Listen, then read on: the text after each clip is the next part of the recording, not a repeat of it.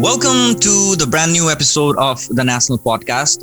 National Podcast को यो एपिसोडमा हामीसँग डाक्टर सूर्यराज आचार्य हुनुहुन्छ। उहाँ एक वरिष्ठ राजनीतिज्ञ र पूर्वाधारका क्षेत्रमा पनि निकै लामो समयसम्म अनुभव अँगाल्नुभएका व्यक्तित्व हुनुहुन्छ।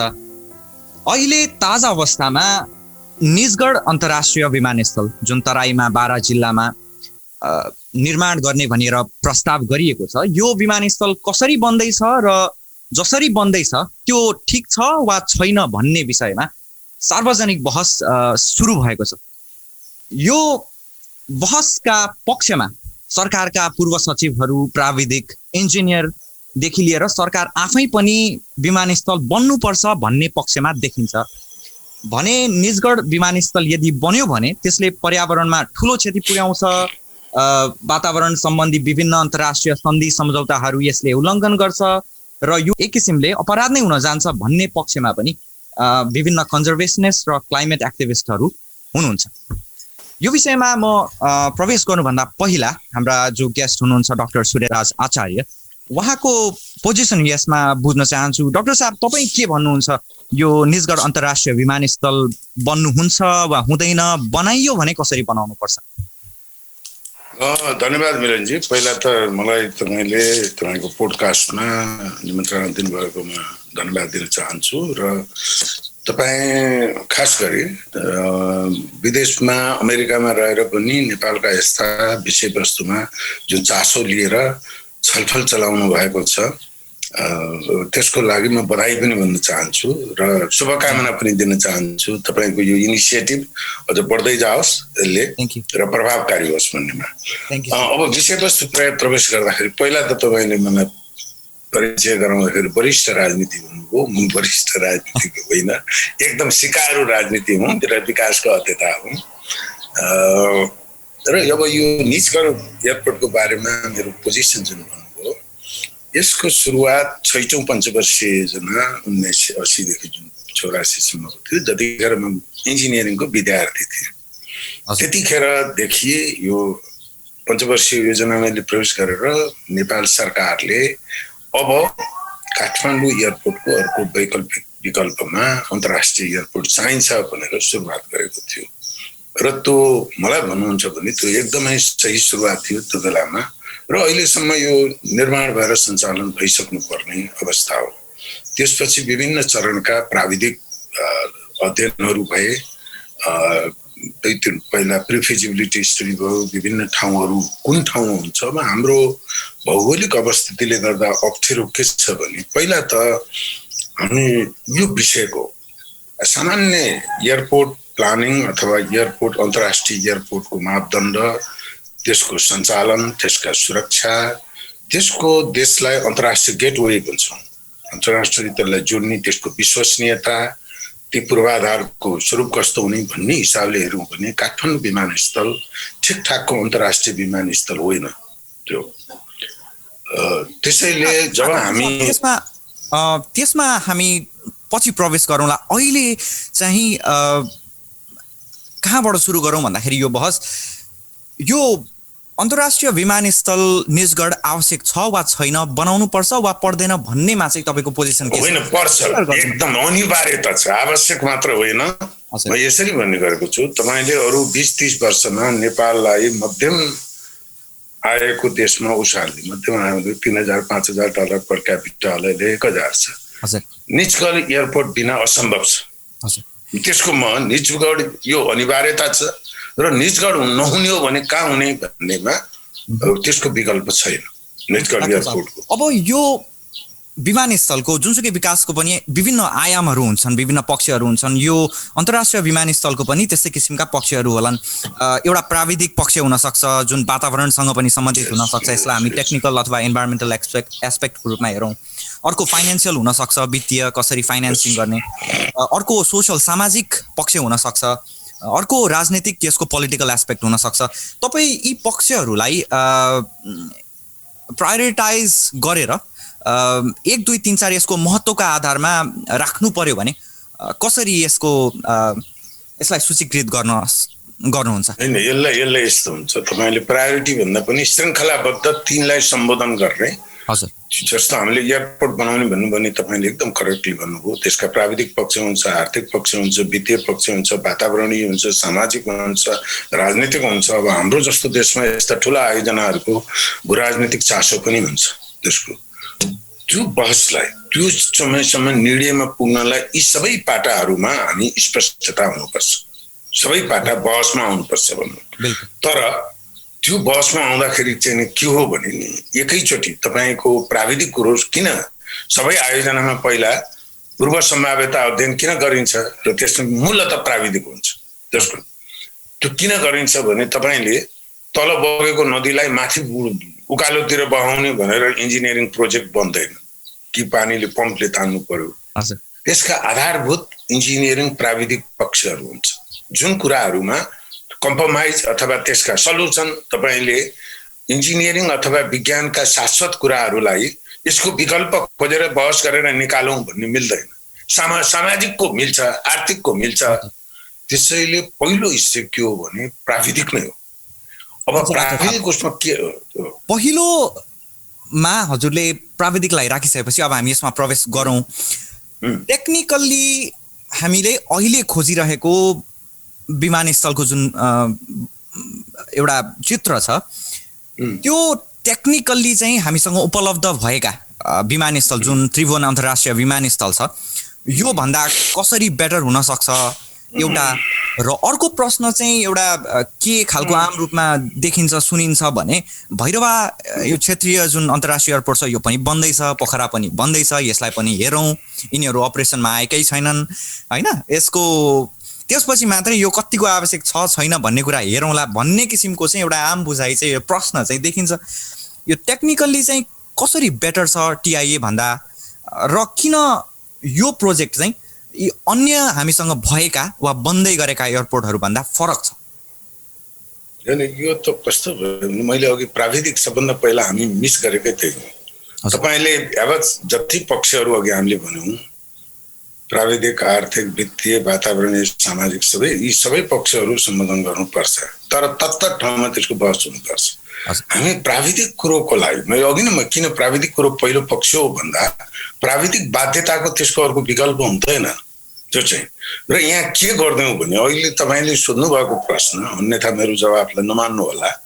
यो कस्तो प्रश्न भयो भने बिरामी चाहिँ क्यान्सरको छ अथवा एपेन्डाइसाइटिसको छ अनि हामी के भन्छौँ होइन कुनै कुनै औषधि त औषधि खाए पनि हुन्छ नि त, सिटामोल खाए पनि केही त काम त गर्छ नि भन्ने किसिमको तर्क गरिरहेको छु। र यो मैले किन भन्न खोजेँ मलाई पनि उदेक लाग्छ। मैले अघि नै भने यी तीनवटा एयरपोर्टहरू काठमाडौँको त इन्टरनेसनल चलिरहेको छ ठुलो क्यापासिटी, भैरवाको र पोखराको मलाई सुन्नुहुन्छ भने ती दुईटै एयरपोर्ट बन्नै नहुने एयरपोर्ट भनेको प्राथमिकताका साथ त्यहाँ एयरपोर्ट थिएनै, त्यसलाई विस्तार गर्ने र त्यो अन्तर्राष्ट्रिय जोडिदिने बित्तिकै अन्तर्राष्ट्रिय एयरपोर्ट हुन्छ। त्यसको आफ्नै विज्ञान छ नि। हेर्नुहोस् तपाईँ क्यापासिटी भन्नुहुन्छ भने सायद 10 लाख 15 लाख प्यासेन्जर क्यापासिटी छ पोखराको र भैरवाको। अब हामीले के गर्छौँ सरकारले पनि धुमधमाका चाहिँ प्रधानमन्त्रीले कहिलेकाहीँ भाषण गर्दा दुईटा इन्टरनेसनल एयरपोर्ट भन्ने पोलिटिकल उसको चाहिँ त्यो इन्टरनेसनलको अगाडि छ। अनि आम मान्छे र बहसमा के भयो भने तीनटा एयरपोर्ट बनाएपछि चौथो किन चाहियो? मैले त म सरकारसँग मेरो शिकायत के छ भने तपाईँले यसलाई दोस्रो इन्टरनेसनल एयरपोर्ट किन भन्नुभयो? यो त पहिलो हो, ठिकठाकको इन्टरनेसनल एयरपोर्ट नै पहिलो हो। त्यो मेरो धर्म हो। यो विषयको म विद्यार्थी हुँ, ट्रान्सपोर्टेसन प्लानिङ म्यानेजमेन्ट इन्जिनियरिङको। त्यो भने त आम सूचित गर्ने त मेरो धर्म हो। त्यो सरकार मेरो सरकारसँग त त्यो शिकायत छ। र यो तपाईँको जुन प्रश्न सुन्नुभयो नि मलाई अचम्म लाग्ने त यी प्रश्नको उठान कुन प्राविधिक आधारमा भएको? तपाईँले यो कहिलेकाहीँ त म तपाईँलाई सानो उदाहरण दिन्छु एकदम बुझ्न सजिलो। काठमाडौँमा लोड सेडिङ थियो कि हजुर, काठमाडौँमा भएको लोड सेडिङलाई बिजुली ल्याउनु पर्यो भने त्यो अरुणको बिजुली ल्याए पनि हुन्छ, तामाकोसीको ल्याए पनि हुन्छ, कर्णालीबाट ल्याउन सके पनि हुन्छ। किनभने कर्णालीबाटै 600 किलोमिटरको ट्रान्समिसन लाइनमा धेरै लस हुँदैन। कर्णालीले काठमाडौँको बिजुलीको मागलाई आपूर्ति गर्न सक्छ कर्णाली प्रोजेक्टले। तर एयरपोर्ट भनेको एयरपोर्ट जस्तो होइन। अन्तर्राष्ट्रिय एयरपोर्ट हामी ठाउँ भन्छौँ आइडियल त 20 किलोमिटरदेखि 50 किलोमिटरको बिचमा हुनुपर्ने, त्यो अहिले 72 किलोमिटर छ। अनि यहाँ तर्क कस्ता आउँछन्, निजगढ किन बनाएदेखि विराटनगर बनाउनु पर्ने हो, अब त्यो प्रश्न, त्यो सजेसन गर्ने, त्यो आग्रह हुनेलाई आधारभूत कुरो अन्तर्राष्ट्रिय विमानस्थल र राजधानीको जहाँ 40 लाखको पपुलेसन छ त्यसको सम्बन्ध के हो? एयरपोर्टको योजना गर्दा, प्लानिङ गर्दा, लोकेसन छान्दाखेरिका आवश्यक प्यारामिटरहरू के हुन्? राजधानीबाट कति दूरी, त्यसको भौगोलिक अवस्थिति, सुरक्षाको हिसाबले, एयर नेभिगेसनको त्यो केही तपाईले कुनै पनि प्रश्न, त्यसैले के हुन्छ भने यसरी प्रश्न गर्न हामी हाम्रो विकासको उसमा यसरी हामी टेक्निकल प्रश्न उठाउन थाल्यौं भने हाम्रो बहस कहीँ पनि पुग्दैन। हुन्छ डाक्टर साहब, तपाईले भनेको विचारको अब सार चाहिँ म यसरी लिएँ, काठमाडौँ वा नेपालको एयर ट्राफिक बिरामी पर्यो, अब यसलाई सिटामोलले पुग्दैन, ठुलो औषधि चाहिन्छ एउटा। अर्को भनेको TIA लाई अन्तर्राष्ट्रिय विमानस्थलको रूपमा पनि अब हेरेर हुँदैन, किनभने यसमा पनि धेरै टेक्निकल डिफिकल्टीहरू छन्। हामीसँग रनवे एउटा मात्रै छ, 80 भर्खरै मात्र चिनिया प्रेसिडेन्ट आउँदाखेरि, चिनिया राष्ट्रपति आउँदाखेरि हामीले प्लेन ल्यान्डिङ गर्ने ठाउँ नै पुगेको थिएन, निर्माण गर्नु परेको थियो रातारात। त्यसै गरी भैरवा र पोखरामा त कार्गो साइजका विमानहरू ल्यान्डिङ हुनै सक्दैन, अन्तर्राष्ट्रिय स्तरको नै गर्दैन। त्यसमाथि पनि पोखरामा त धेरै त्यसको टोपोग्राफिक कारणले गर्दाखेरि धेरै भौगोलिक जटिलता छन्। यहाँको कुराबाट यति कुरा बुझियो। अब डाक्टर साहब अर्को कुरा चाहिँ इन्भाइरोमेन्टल एस्पेक्टमा जाउँ। वातावरणमा ठुलो प्रभाव पर्छ, त्यसैले यसले त एउटा बायोलोजिकल इकोलोजीमा ठुलो डिस्टर्बेन्स ल्याउँछ, यसले ठुलो प्रभाव पार्छ, यो चाहिँ रिकभर नै गर्न सकिँदैन, यो ठुलो ड्यामेज हो भन्ने किसिमका कुरालाई चाहिँ तपाईँ कसरी हेर्नुहुन्छ? पहिला म के भन्नु भने त्यो तर्कसङ्गत नै लाग्छन्। जुन प्राविधिक टिमहरूले त्यसको स्थान निर्धारण गर्यो, पहिचान गर्यो, 2-3 चरणका त्यो हचुवाका भरमा त्यो भएको होइन। र यहाँ हरिया रुखहरू रहेछन्, रुख नकाटी त एयरपोर्ट बनाएर के मजा आउला र, यही गरौँ भनेर इन्जिनियरहरूले त्यसरी गरे पनि होइन। त्यो प्राविधिक बाध्यता र आवश्यकताको अनुसार हाम्रो दक्षिणी बोर्डरबाट कति किलोमिटर, पश्चिमी भारतको सीमा पर्छ त्यहाँबाट कति किलोमिटर, चुरेबाट कति किलोमिटर, महाभारतबाट कति, अलिक नै मैले भने एउटा एयरपोर्टको स्थान निर्धारण गर्ने कुरा धेरै प्यारामिटर, बाध्यकारी भ्यारिएबलहरू हुन्छ, त्यसको आधारमा त्यो निर्धारण गरिएको हो। र त्यसमा 8000 हेक्टर एयरपोर्ट कन्ट्रोल क्षेत्रभित्र पर्छ। त्यो मध्ये त्यहाँ सबै रूपगन्धा 24-25 लाख छन्, तर त्यो सबै अहिले क्लियरेन्स गर्ने पनि होइन। पहिलो फेजमा त्यो, किनभने त्यो एयरपोर्ट एरिया चाहिँ उनीहरूले कमान्डमा गरे हो, कति रुखहरू पछि समय पनि रहन्छ। अब जुन वातावरणको कुरा आयो, यसलाई अलिकति पर्सपेक्टिभमा हेर्नु। त्यसै पनि हामी अहिलेको वातावरण, ग्लोबल वार्मिङ होइन, बायोडाइभर्सिटी, वन्यजन्तु, यी चाहिँ एउटा ग्लोबल रिसोर्सेस जुन हामी एउटा ग्लोबल कम्युनिटीको रूपमा यसमा संवेदनशील हुनैपर्छ। हाम्रो पार्ट, हाम्रो बर्डन हामीले लिनै पर्छ, त्यसमा गैर जिम्मेवारी भन्ने कुरै हुँदैन। र म के भन्छु भने वातावरणको कोणबाट केही चिन्ताहरू जुन उठाइएका छन् त्यो उठाइनुपर्ने चिन्ता हो। यो चुपचाप लागेर कुनै पनि आयोजना हुँदाखेरि 10वटा मात्र रुख काट्ने छन् भने पनि किन काटियो, त्यसलाई व्यवस्थित रूपले कसरी गर्ने, अर्को विकल्पको थियो भनेर एकदम बहस हुन जरुरी छ। किन म त्यसलाई कसरी हेर्छु भने विकासको कोणबाट हेर्दा हामीले वातावरण कन्जर्भेसन मात्र होइन, हामी दिगो विकास भन्छौँ। दिगो विकासको अवधारणाभित्र के हुन्छ भने रुखहरू राख्ने, वातावरण हुने, ग्रिनरी गर्ने, कार्बन न्युट्रल बनाउने, इन्भाइरोमेन्ट फ्रेन्डली बनाउने, त त्यो पूर्वाधार, त्यो भौतिक पूर्वाधारको पनि त्यसको भविष्यको लागि पनि त्यो महत्त्वपूर्ण छ। ती एक आपसमा जोडिएका पाटा हुन्, एक अर्कासँग चाहिँ विरोधी भएका पाटाहरू होइनन्। त्यो हिसाबले वातावरणको चिन्ता नाजायज भनेको होइन, त्यो बिल्कुल जायज चिन्ता छ। तर यसलाई कसरी अतिशयोक्ति गरिएको छ, अब यहाँ म सबभन्दा पहिला त एउटा फिलोसफी के भनौँ भने म वातावरणीय प्रभाव अध्ययन मूल्याङ्कनको बारेमा थोरै प्राविधिक जानकारी राख्छु। मेरो क्यारियरको सुरुमा म त्यो विषयको म के भन्छ त्यसमा संलग्न पनि थिएँ, नीति निर्माण इन्स्टिट्युसन, त्यसको टेक्निकल पक्षका बारेमा।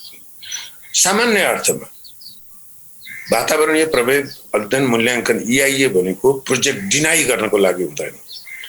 के हुन्छ भने त्यो EIA वातावरणको कुरा र प्रोजेक्टको महत्त्वको कुरा, ती दुईटैलाई चाहिँ सन्तुलन, दुईटै एकअर्कामा आधारित हुन्छ। हो, तपाईको मामुली एउटा भन्नुहोस् न, जङ्गल काटेर नेपाल सरकारले चाहिँ कहीँ जङ्गल काटेर चाहिँ सपिङ मल बनाउन लागेको भए अथवा त्यस्तै बनाउन लागेको भए जेन्युन हो। हामी तपाईँ इकोनोमिक्समा there is opportunity cost, every action has opportunity cost. Yes, there is a $1 billion exactly problem, तर but यहाँ त हामी $1 billion opportunity हुन्छ नि। एक्ज्याक्टली। अब त्यसमा त्यो पर्सपेक्टिभ मैले के हेर्नु भनेको, अब तपाईँहरूलाई पक्कै थाहा होला यी आँकडाहरू, टोटल कन्ट्रीको क्षेत्रफलको नेपालमा वन क्षेत्र 45% छ, झन्डै आधा जति। हजुर, सरकारी आँकडा अनुसार त्यही छ, 44.78% छ, झन्डै 45% वन क्षेत्र छ। हामीले वन क्षेत्र, हरियाली क्षेत्र टोटल कन्ट्री एरियाको 45% अहिलेसम्म जोगाएका छौँ होइन। बिचमा केही प्रणाली भए पनि अझ बढ्दै गएको छ त्यो। अब यसलाई हामी अघि मैले सिद्ध्याएँ, मलाई थोरै दिनुहोस् समय लिनु। हामीले पर्सपेक्टिभमा हेर्नुपर्छ भनेको के हो भने, अघि हामी ग्लोबल एउटा विश्व समुदायको रूपमा वातावरण संरक्षणमा हाम्रो दायित्व छ। हजुर, अब त्यो दायित्व अरू देशहरूको हामी कहाँ छौँ त भनेर आँकडा कम्पेयर गरौँ। एसियन देशहरूको एभरेज वन क्षेत्रफल कति छ? 20% छ। हाम्रा दुईटै छिमेकी भारत र चीनको त्यही 20-22-23% को हाराहारीमा छ। हामी 45% छौँ। एसिया, समग्र एसियाको एभरेज जम्मा 20% छ। युरोपको 30% छ। त्यो 30% पनि जर्मनीको जुन जङ्गल क्षेत्र छ 33% को हाराहारीमा छ। 30% कति छ? त्यो मध्ये आधा 50% त जर्मनी धनी भएपछि रोपिएको छ के प्लान्टेसन। फरेस्ट्रीमा के भन्छौँ भने हामी नेचुरली रिजेनरेटेड फरेस्ट र प्लान्टेसन फरेस्टको महत्त्व फरक हुन्छ। जापानमा धेरै आधा जति फरेस्ट पछि रोपिएको छ भनेको हाम्रो त नेचुरल फरेस्ट नै लार्जली त्यो 45% मा लगभग 96-97% त्यो प्लान्टेसन गरिएको होइन, प्राकृतिक अवस्थाकै जङ्गल छ भनेपछि हामीले हीनताबोध हुनुपर्ने होइन। हामीले दायित्व लिएको छैनौँ भन्नेमा हीनताबोध हुने होइन। अर्कोतिर त्यो जङ्गलको भयो। अब कार्बन डाइअक्साइड उत्सर्जन हामी कति गर्छौँ? नेपालको प्रति व्यक्ति 0.4 टन प्रति व्यक्ति छ। अमेरिकाको कति छ? सायद 14-15 कति होला, 14-15 टन। चाइनाकै होला अहिले 7-8 टन चाइनाकै आइसकेको छ, नगण्य छ। हामी यता कार्बन उत्सर्जन नगण्य छ, यता वनको क्षेत्र संसारको एभरेज, वर्ल्डकै एभरेज चाहिँ 30% हो। अन्तर्राष्ट्रिय आँकडाले पनि ग्लोबल कन्ट्रिब्युटर्स भनेको हामीले वातावरण संरक्षणको लागि एउटा गरिब मुलुक हुँदा पनि हामी एभरेज भन्दा धेरै माथि संवेदनशीलता छ। हाम्रा वन क्षेत्रहरू हामीले संरक्षण गरेका छौँ र अब त्यो अवस्थामा लगभग 60 लाख हेक्टर वन क्षेत्र, लगभग राउन्डिङ गर्दा 60-70 हजार हेक्टर, लगभग 60 लाख हेक्टर वन क्षेत्र भएकोमा एउटा अन्तर्राष्ट्रिय gateway game changer project major international पहिलो इन्टरनेसनल एयरपोर्टमा हामी 8000 हेक्टर ओगट्यो भनेर यत्रो चाहिँ नै हामी चाहिँ देशले नै यो एन्भाइरोमेन्ट बर्बाद पार्यो भनेर जुन चिन्ता छ। मैले के भनेर टुङ्ग्याएँ भने एन्भाइरोमेन्टको लागि आम नेपाली नागरिकहरूको हेर्नुहोस् है, पूर्वाधार प्रोजेक्ट भन्दाखेरि वातावरणमा न्यून प्रभाव पर्नुपर्छ सकभर। अब हामी ग्लोबल कम्युनिटीको एउटा जिम्मेवार नागरिक हुनुपर्छ। आई सल्युट त्यो भावनाको, म पनि त्यसमा सामेल हुन्छु। नै त्यही हो। तर यसलाई निजगढको विरोध गर्ने कुरामा जसरी यसलाई विरोध गरिएको छ यो गैर जिम्मेवार छ, यो मिसलिडिङ छ, गैर जिम्मेवार छ र कुनै तबका त कुत्सित मनसाय पनि हुन्छ, बदनियतपूर्ण छ भनेर पनि भन्न मिल्छ। अब यो हजुरले जुन आँकडा भन्नुभयो, यो निजगढ अन्तर्राष्ट्रिय विमानस्थलले 8000 हेक्टर भनेर, यसमा मैले अध्ययन गर्दै जाँदा, खोज अनुसन्धान गर्दै जाँदा चाहिँ इन्ट्रेस्टिङ कुरा चाहिँ के भेटेँ भने जुन 8000 भनेर प्रचार गरिया छ वा सार्वजनिक रूपमा धेरैजनाले भनौँ न बहस हुँदै गर्दा कसैले ट्विट लेखिदिइहाल्यो भने वा फेसबुकमा लेखिदिइहाल्यो भने तुलना गर्दाखेरि चाहिँ यो टोकियोको अन्तर्राष्ट्रिय विमानस्थलको त यति छ हेक्टर होइन, चाइनाको यो भन्दा कम छ, लन्डनको हेत्रोको यो भन्दा कम छ, हाम्रो चाहिँ दिल्लीको भन्दा पनि ठुलो हामीलाई चाहिने 8000 भनेर जुन सङ्ख्या लेखिया छ, बुझ्दाखेरि चाहिँ यो 8000 भन्ने चाहिँ यसको कन्ट्रोल एरिया मात्रै रहेछ। Control exactly. र यसको डेभलपमेन्टको लागि चाहिँ एयरपोर्ट मात्रैले खपत गर्ने जमिन भनेको चाहिँ 2500 हेक्टर मात्रै रहेछ। यो यसलाई चाहिँ अलिकति विस्तारमा भनिदिनु न, यो जुन म यसलाई कसरी भन्छु हेर्नुहोस्, तपाईँ अन्तर्राष्ट्रिय अनुभवै भन्नुभयो भने एभिएसन ट्रान्सपोर्टको एभिएसन यो चाहिँ 20औं शताब्दीको आविष्कार हो, राइट ब्रदरले बनाएपछि। जेट इन्जिनहरू जेट प्लेनकै चाहिँ आएको दोस्रो विश्वयुद्धपछि हो। त्यसैले के भयो भने पहिले संसारका धेरै एयरपोर्टहरू, पहिला बनेका एयरपोर्टहरू केमा पछुताएका छन् भने हामीले त्यो कन्ट्रोल एरिया अथवा त्यो चाहिँ ठुलो सुरुमै चाहिँ लिएनौँ। अहिले हेर्नुहोस् काठमाडौँका बाटाहरू, तपाईँ अमेरिकामा बस्नुहुन्छ, त्यहाँ 12 लेन 15 लेन हाइवेहरू देख्नुहुन्छ सहरभित्रै। हामीले 20 सालमै तपाईँको चाहिँ सातो बाटोबाट बुढानीलकण्ठ जाने पूर्वको पश्चिमको ती बाटाहरू 10 लेनको बनाएको भए हाम्रो फुटपाथ नै 6 मिटरको हुन्थ्यो नि त। हरिया रुख रोप्ने ठाउँ छैन। भनेको के हो भने भौतिक विकासमा एउटा हामी लेट कमर भएर हामीले सिक्ने के हो भने अहिले हेर्थ्रो भन्नुहोस्, हङकङ एयरपोर्ट समुद्र पुरेर एक्सपान्ड गर्दैछ संसारको कहीँ हो। त्यसबाट लिएर म त के भन्छु भने that is very far citing planning. यसले सही भन्नुभयो, 8000 भनेर अहिले 8000 बढाउने होइन, वी डोन्ट निड इट। सुरुमा खोल्दा त सायद चाहिँ एउटा रनवेबाट खोल्ला, त्यसपछि हामी 2टा रनवे बनाउँछौँ। त्यसैले अघि नै जुन भन्यो भने नि यसमा के हो भने यस किसिमका मिडियामा चाहिँ चर्चा, यो चाहिँ मिसलिडिङ मिसइन्फर्मेसनले एउटा चाहिँ छुट्टै न्यारेटिभ बनाउने यो जिम्मेवार काम होइन। डाक्टर साहब अघि जुन काठमाडौँमा अहिले रुख रोप्ने पनि अवस्था छैन भनेर, यो कुरा चाहिँ अब हामी जब निजगढ अन्तर्राष्ट्रिय विमानस्थलमा भएको यो विवादको कुरा गर्दैछौँ, यो विवाद चाहिँ निजगढमा त्यहाँ स्थानीय बासिन्दाले वा त्यहाँको सरकारले उठाएको भन्दा पनि जुन चाहिँ काठमाडौँमा उपत्यकामा वा पत्रपत्रिकामा बुद्धिजीवी लेखकहरूले चिन्तकहरूले उठाउने आवाज चाहिँ यसमा अझै बढियो छ। र पर्यावरणकै हिसाबले हेर्नु पर्दाखेरि हामीले सामान्य रूपमा के सोच्न सकिन्छ, अनुभवले भन्न सकिन्छ भने हामीले संरक्षण नै गर्ने हो वा वातावरण नै बचाउने हो भने ध्यान दिनुपर्ने कुराहरू धेरै छन्। हामीले बागमतीलाई संरक्षण गर्न सकेका छैनौँ, एयर पोल्युसन त्यत्रो छ त्यसलाई नियन्त्रण गर्न सकेका छैनौँ, साइकल लेनहरू स्थापना गर्नुपर्ने होला त्यसलाई गर्न सकेका छैनौँ। अर्को एउटा रमाइलो आँकडा के रहेछ भने मैले यो तपाईँसँग सेयर गर्न चाहेँ, यो हजुरलाई पनि पक्कै थाहा होला। एउटा 1 टन फ्युल बर्न गर्दाखेरि चाहिँ प्लेनको 3.15 कार्बन डाइअक्साइड चाहिँ इमिट हुँदो रहेछ। एउटा ठुलो प्लेन एयरपोर्टमा माथिपट्टि हावामा यसलाई होल्ड गर्दाखेरि चाहिँ एउटा ठुलो साइजको जहाजले 1 घण्टामा 6.5 टन कन्ज्युम गर्दो रहेछ। भनेपछि यदि हामीले जुन त अहिले त्रिभुवन इन्टरनेसनल एयरपोर्टले त सबैलाई एकैचोटि होल्ड गर्न सक्दैन, माथि होल्ड गर्नुपर्ने हुन्छ, ल्यान्ड गर्न सक्दैन, त्यो भएको हुनाले 1 घण्टामा एउटा औसत जहाजलाई होल्ड गराउँदाखेरि चाहिँ 20 टन कार्बन डाइअक्साइड चाहिँ इमिट हुने रहेछ। यस्ता कुरामा पनि हामीले ध्यान दिनुपर्ने हुन्छ होला पर्यावरणको हिसाबले चाहिँ, जुनमा चाहिँ हामीले ध्यान पुर्याएका छैनौँ। मैले यतातिर पनि अलिकति बहसलाई मोड्न चाहेँ, यसमा केही थप्न चाहनुहुन्छ तपाईँ? एकदम मेरो उत्तर तपाईँले प्रश्नमै धेरै उत्तर दिइसक्नु भएको छ। हजुर, मैले प्रश्न भन्दा कुरा एउटा 2-3 अलिकति चाहिँ अचम्म लाग्दा प्रवृत्तिहरू चाहिँ काठमाडौँमा के देख्छौँ भने काठमाडौँ भनेको यहाँ हाम्रो बौद्धिक समुदायमा एउटा जसरी पनि विकासलाई विरोध गरेपछि बौद्धिक इज्जत भन्छौँ नि, बौद्धिक इज्जत मेन्टेन गर्नको लागि विकासलाई विरोध गर्नुपर्छ, ठुल्ठुला आयोजनाको विरोध गर्नुपर्छ, त्यो गएपछि सोसाइटीमा परिन्छ भन्ने एउटा किसिमको मनोविज्ञान बढ्दैछ। र तपाईँहरूको पुस्ता युवा पुस्ता पनि म यही विषयमा म धेरै इन्टरक्रिया गरेको छु। र अचम्म के छ भने तपाईँहरूको पुस्ता भनेको मेरो पुस्ताभन्दा फिङ्गर टिप्समा तपाईँहरूको इन्फर्मेसन छ, ग्लोबल ज्ञानको भण्डारसँग तपाईँहरू एक्सपोज हुनु सजिलो छ। तर त्यो पुस्तालाई पनि हामीले यसरी भड्काइदिएको छौँ कि यो विषयमा यस्तो चाहिँ बिल्कुलै पहिले तपाईँले भन्नुभएको जुन ती सामान्य आँकडाहरू हो न, यो बसका लागि अत्यन्तै महत्त्वपूर्ण आँकडा जुन तपाईँले एयरपोर्ट होल्डिङ गर्दाखेरि कति इमिसन हुन्छ भन्ने। त्यसैले म त के भन्छु भने यदि हाम्रो कोही पनि, मैले एउटा अखबारमा लेखेँ, यो अलिकति चाहिँ पोलिटिकली यो के भन्छ विवादास्पद पनि भयो, वातावरणको चिन्ता गर्नेमा 3-4वटा क्याटेगोरी हुन्छ।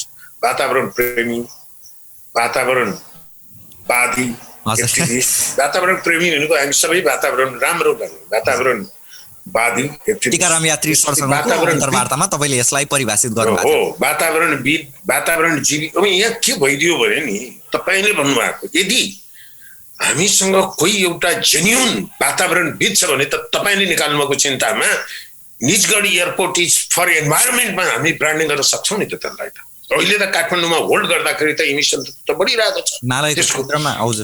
अर्को नेपालको वातावरणविदले के प्रश्न उठाउनु पर्यो भने मैले अघिल्लो प्रश्नमा तपाईँलाई जवाब दिएँ, ग्लोबल विश्व कम्युनिटीको रूपमा वातावरणप्रति संवेदनशीलतामा हुँदा हाम्रो रेकर्ड के छ, हाम्रो वन जनजोत कति छ, हाम्रो इमिसन कति छ, हामी कहाँ उभिन्छौँ। एक्सपर्टको काम त्यो। र त्यसपछि तपाईँले महत्त्वपूर्ण कुरा उठाउनुभयो, वातावरणको विषय अन्तर्राष्ट्रिय अर्थ राजनीतिको विषय पनि हो।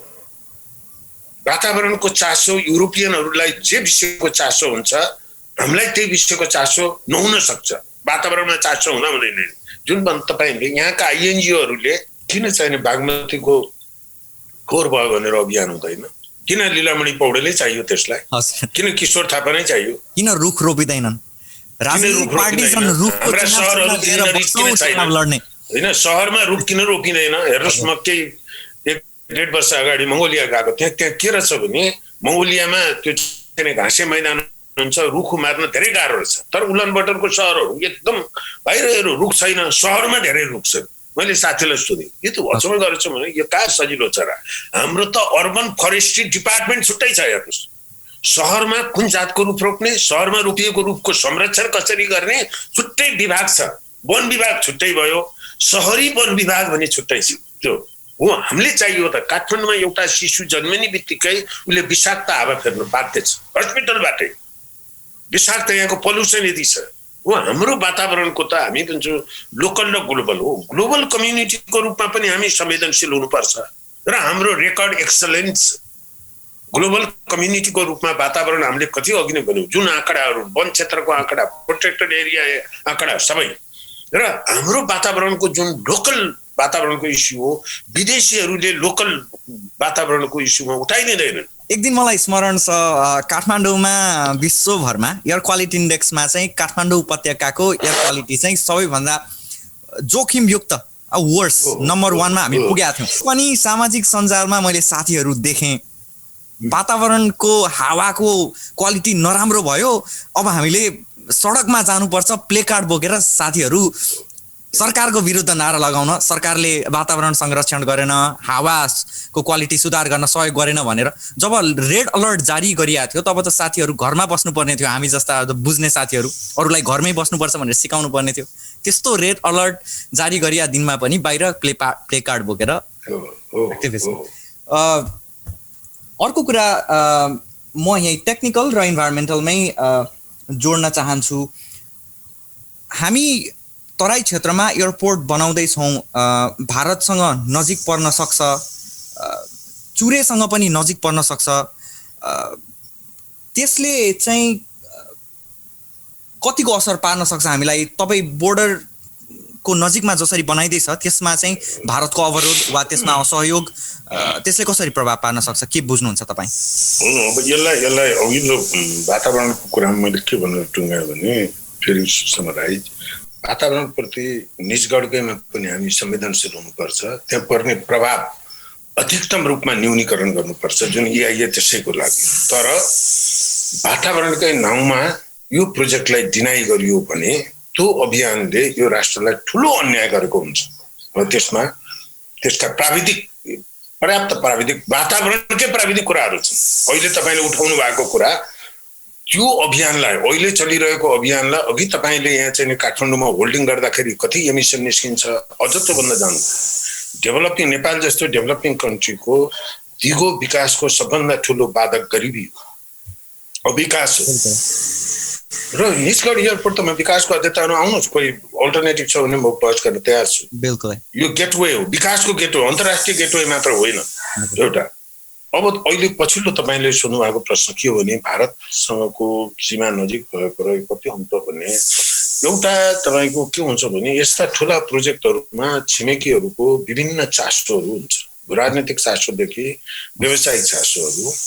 मैले तपाईँलाई एउटा सन्दर्भ चाहिँ के भन्छ सेयर गर्नु सूचना, यो 90 को अन्तिम दशकतिर जब एसियन क्राइसिस पछि एसियाको चाहिँ फेरि तपाईँको रिगेन भयो, ग्रोथ हुन लाग्यो, त्यसपछि एसियाली देशहरूले कोरियाले इन्चोन एयरपोर्ट, हङकङ एयरपोर्ट, सिङ्गापुरको चेङ्गी एयरपोर्ट, ब्याङ्ककको सुवर्णभूमि एयरपोर्ट, मलेसियाको नयाँ एयरपोर्ट, यी सबै हब एयरपोर्ट भनेर चाहिँ यिनीहरूले सुरु गरे लगभग उस्तै उसमा।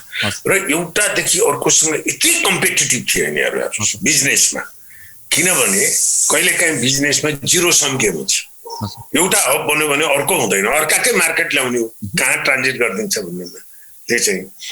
त्यसैले ती कुराहरूमा अर्को एयरपोर्ट भन्दा हामी कसरी प्रतिस्पर्धी भन्ने फ्री कम्पिटिसन मार्केट इकोनोमी त्यो फियर हुन्छ, जायज हुन्छ। त्यसैले भारतको पनि एउटा व्यावसायिक चासो, हामीले जुन किसिमको एकदमै आइडियल र लोकेसनको हिसाबले, यदि तपाईँ चाहिँ एयर रुटको हिसाबले हेर्नुहुन्छ भने उपयुक्तताको हिसाबले र एउटा दक्षिण एसियामै सबैभन्दा कम्पिटिटिभ एयरपोर्ट इमर्ज भएर निस्किने। अब आशा गरौँ हाम्रो राजनीति, हाम्रो देश त्यही होइन, लथालिङ्ग घर बताबुङ्ग घरको लथालिङ्ग चालाके भने जस्तै यस्तै हुने हो भने त त्यही एयरपोर्ट पनि के बनाउनु पर्यो, केही सबै छोडिदिउँ।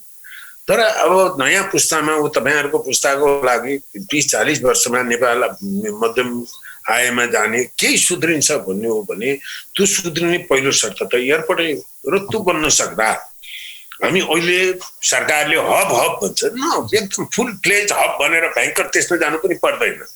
एउटा ठिकठाकको अन्तर्राष्ट्रिय विमानस्थल सञ्चालन हुँदाखेरि नै भारतको, खास गरी चाहिँ तपाईँको उत्तरी भारत क्षेत्रको, तपाईँ पटनाको भन्नुहोस् न, पटनाबाट दिल्ली गएर युरोप जानुभन्दा हुनसक्छ पटनाबाट सानो प्लेनमा चाहिँ निजगढ आएर त्यहाँबाट दिल्ली जाने, अथवा चाइना जाने। ल एकैछिन भन्नुहोस्, भोलि चाइना इन्डिया अहिले जतिसुकै उनीहरूको सुरक्षाको हिसाबले तनाव भए पनि the economy is shifting to Asia. अबको आर्थिक भविष्य एसियामा छ। यो कसैले, यो जतिसुकै तपाईँको पश्चिमा देशहरूले के भन्छ चिन्ता गरे पनि ट्रेन्ड त्यो एकदम त्यो केसमा त के हुन्छ भने भोलि भारत र चीनको अहिलेको जुन एयर कनेक्सन छ त्योभन्दा धेरै बढी हुन्छ ट्रेडमै। अहिले हेर्नुहोस्, यता बोर्डरमा चाहिँ त्यत्रो खिचातानी छ तर उनीहरूको व्यापार बढिरहेको छ इकोनोमी। त्यो हुँदाखेरि भन्नुहोस्, पटनाको मान्छे बेजिङ जानु पर्यो भने ऊ दिल्ली गएर ट्रान्जिट गरेर बेजिङ जाने कि त्यहाँ निजगढ आएर अनि अक्रस हिमालयबाट बेजिङ जाने? भाडा सस्तो हुन्छ, टाइम सस्तो हुन्छ।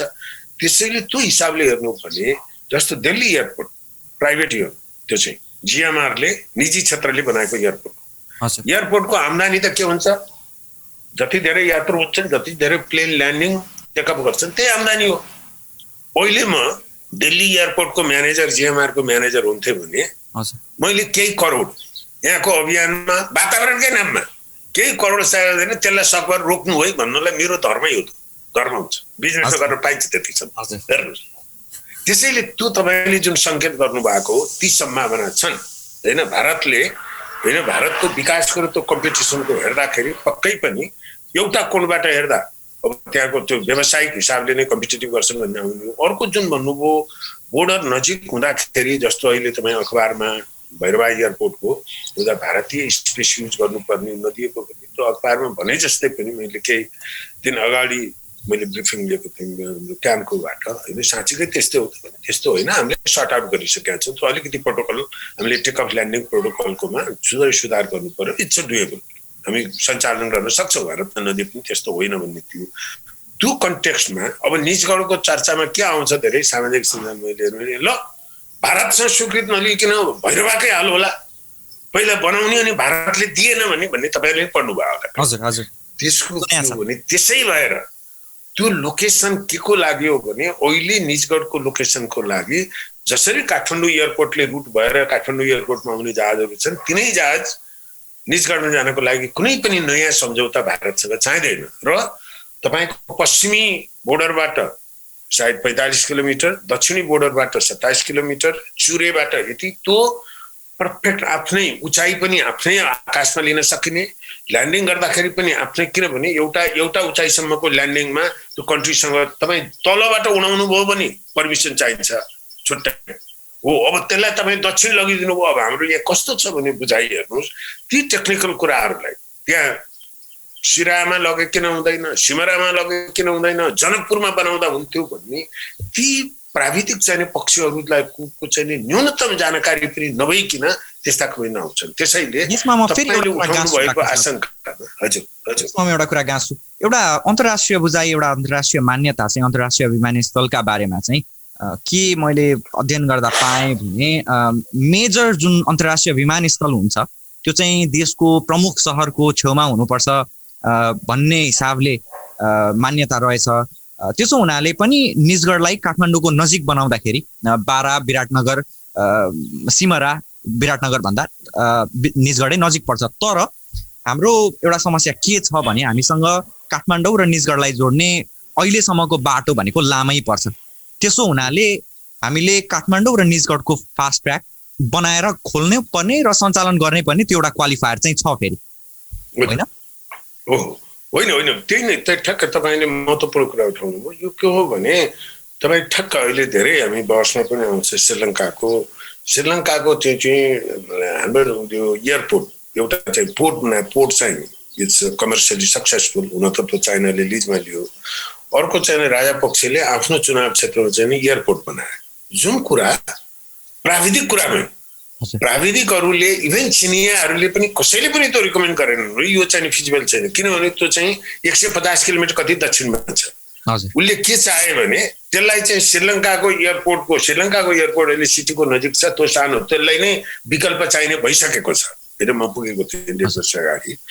तर त्यहाँ राष्ट्रपतिले के गरे, आफ्नो चुनाव क्षेत्रमा कुनै सुझाव बिना त्यहाँ लगिदिँदा अहिले के भइरहेछ भने त्यो धानको दाम छ। तपाईले उठाउनुको महत्त्वपूर्ण कुरा के हो भने राजधानी सहरबाट धेरै टाढा भयो भने त्यसको अपरेसनल कमर्सियल भायबिलिटी त्यो चाहिँ नि सफल उसँग चलाउन सकिँदैन। त्यो र त्यसैले तपाईले जुन भन्नुभयो, यदि निजगढको विकल्प के हुन्थ्यो भने काठमाडौँबाट 50-60 किलोमिटरको त्यो परिधिभित्र अरू एयरपोर्ट हुने 2टा ठाउँ 3टा ठाउँ यता रामेछापतिर हैन, यता चाहिँ तपाईको चाहिँ धादिङतिर त्यो भएको भए पक्कै विकल्प हुन्थ्यो त्यसको। त्यसैले हाम्रो बाध्यता के हो भने अचम्म हाम्रो भूगोल हेर्दाखेरि मलाई पनि झट्ट सुन्दा, म विदेशमा थिएँ पहिला त्यो सुन्दा 72 किलोमिटर पर निजगढमा काठमाडौँको अपोजिसन भनेपछि अघि मैले तपाईहरुको आइडियल डिस्टेन्स कति हो भने 15-20 किलोमिटरदेखि 40-45 किलोमिटर हो। तपाईको संसारका कहीँ पनि क्यापिटल सिटीबाट अन्तर्राष्ट्रिय एयरपोर्ट हेर्नुभयो भने हैन 40 किलोमिटर भन्दा पर भएका बहुतै कम पाउनुहुन्छ। त्यो चाहिँ हामी त 72 किलोमिटर छौँ। त्यसैले मलाई भन्नुहुन्छ भने त त्यहाँबाट 5 किलोमिटर मात्र पर लग्ने भने पनि त्यसले ठुलो तपाईको चाहिँ के भन्छ कस्ट सिर्जना गर्छ। त्यसले चाहिँ तपाईको अप्रभावकारिता हुन्छ। अब हामी कस्टमा प्रवेश गरिसक्यौं। अब हामीले अहिलेसम्म टेक्निकल इन्भाइरोन्मेन्टल एनालाइसिस गर्दै थियौं। अब फाइनान्शियलतिर जाउँ।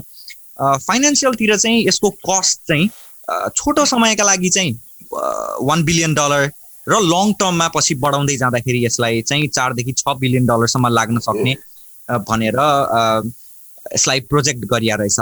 अनि अर्को कुरा चाहिँ महत्त्वपूर्ण कुरा, अघि तपाईले भनेकै कुरामा म जोड्न चाहन्छु। यो चाहिँ फर्चुनेटली हामी भाग्यमानी रहेछौँ, एउटा स्ट्राटेजिक एयरपोर्ट पाइयो, काठमाडौँकै नजिकै पाइयो र त्यो ल्यान्ड चाहिँ पब्लिक ल्यान्ड पनि भइदियो। यदि त्यो त्यसमा निजी सम्पत्ति हुन्थ्यो भने त्यसलाई एक्वायर गर्न अर्को झन्झट हुन्थ्यो। भनेपछि यसलाई चाहिँ हामीले एरोट्रोपोलिस भन्ने एउटा नयाँ टर्म, एरो प्लस मेट्रोपोलिस भनेर एयरपोर्टको सिमानामा, एयरपोर्टको वरिपरि एयरपोर्टलाई केन्द्रबिन्दुमा राखेर त्यसको इकोनोमी, त्यसको फङ्सनिङ लाई अपरेट गर्ने, एयरपोर्टको सेन्टरमा राखेर त्यसको त्यो शहरको इकोनोमी सञ्चालन गर्ने हुनाले यसलाई चाहिँ एउटा इकोनोमिक इन्जिनको रूपमा पनि बिल्ड गर्न सकिन्छ। त्यसैले निजगढ अन्तर्राष्ट्रिय विमानस्थल चाहिँ एउटा युगान्तकारी प्रोजेक्ट पनि बन्न सक्छ भनेर भनिया छ। यसमा तपाईँ फाइनान्शियल च्यालेन्जेस कसरी देख्नुहुन्छ? लगानी जुटाउन त गाह्रो छ। बिल्कुल हेर्नुहोस्, यस्ता किसिमका आयोजनाहरूमा हाम्रो जस्तो गरिब देशमा मात्र होइन अरू देशमा पनि फाइनान्शियल च्यालेन्जेस हुन्छन्। थाइल्यान्डले नयाँ सुवर्णभूमि एयरपोर्ट बनाउँदा, जहाँ कि त्यतिखेरको डङमङ एयरपोर्ट भन्नुभयो भने काठमाडौँको भन्दा ठुलो, हामी विश्वमा जाँदा त्यही नै नेपालीहरूले पहिला ठुलो अन्तर्राष्ट्रिय एयरपोर्ट देख्दा त्यही अचम्म लाग्थ्यो, कति ठुलो बनायो होला भन्ने। त्यसलाई उनीहरूले डङमङबाट अर्को सुवर्णभूमि एयरपोर्ट बनायो। त्यो बनाउँदाखेरि तपाईँको जापानबाट सायद झन्डै $1 बिलियन लोनमा बनाएको उनीहरूले। जाइका त्यतिखेर जेबिक हुन्थ्यो, जापान सरकारको लोनमा बनाएको। त्यसैले हाम्रो जस्तो गरिब देश होइन, अरूमा पनि फाइनेन्सिङको समस्या हुन्छ जस्तो छ। अब यसलाई दुईटा के गर्नुपर्छ भने लगानीको समस्या र फाइनेन्सियल भाइबिलिटी, नाफा घाटाको। त्यसमा पहिला कुरा के हो भने यस्ता पूर्वाधारका आयोजनाहरू विकासशील मुलुकमा कहीँ पनि वित्तीय रूपमा नाफामा सुरुमै हुँदैन, तपाईको ब्रेक इभन पनि हुँदैन।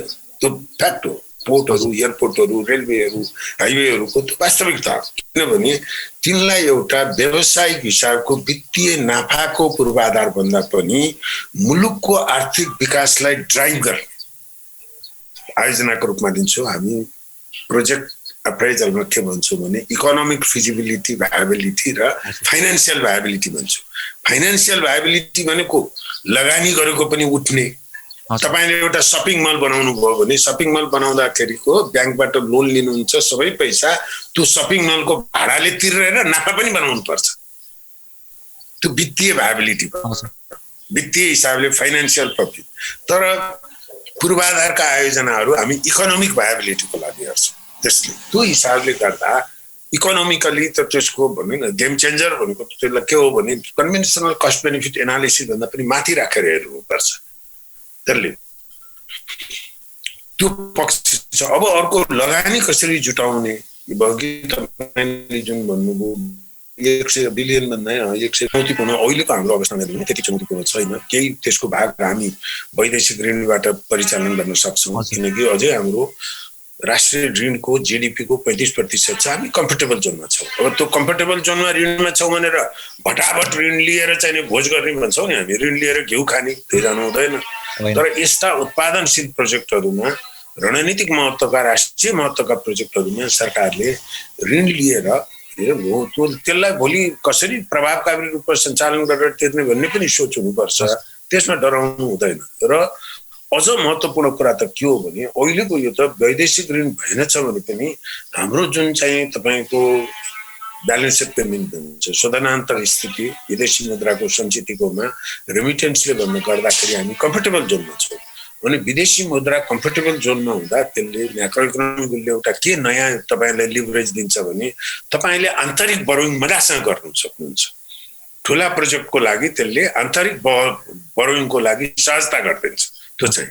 तर हामीले चाहिँ त्यसरी आन्तरिक तपाईँको भन्नुहोस् अहिले जुन एसियाका सफल इकोनोमिक मोडेल भएका देशहरू जापान, कोरिया, पहिले चाइना, मलेसिया, यिनीहरूकोमा हेर्नुभयो भने त्यो विकासको स्वरूपमा उनीहरूको महत्त्वपूर्ण एउटा नीति केमा छ भने कसरी आन्तरिक पुँजी परिचालन गर्ने, आन्तरिक पुँजी निर्माण कसरी गर्ने, आन्तरिक परिचालन कसरी गर्ने, आन्तरिक प्राविधिक क्षमता कसरी विकास गर्ने भन्ने समष्टिगत रूपमा पूर्वाधारका विकास पनि चाहिँ त्यसरी लगिएको छ। त्यसले गर्दा के भएको छ भने ती देशहरूमा पूर्वाधारको अरबौंको एकदमै महत्त्वाकांक्षी देखिने, एकदमै तपाईको चाहिँ बोझिलो देखिने लगानी, बोझिलो होइन, त्यसले इकोनोमीलाई किक स्टार्ट गरिदिएको छ।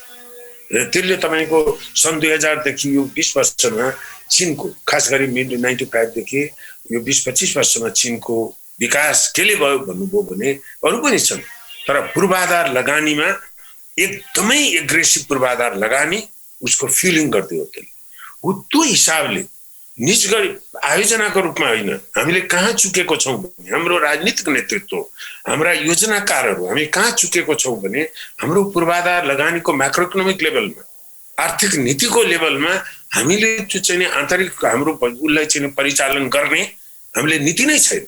हेर्नुहोस्, म थोरै अर्थशास्त्रको जानकारी राख्छु। तपाईँ यहाँ एउटा ब्याङ्कको आइपिओ खोल्यो भने 100 अरब चाहिँ मान्छेले पैसाको लागि दिन्छ। त्यसको त्यो पुँजीलाई त सरकारको काम नै त्यही हो।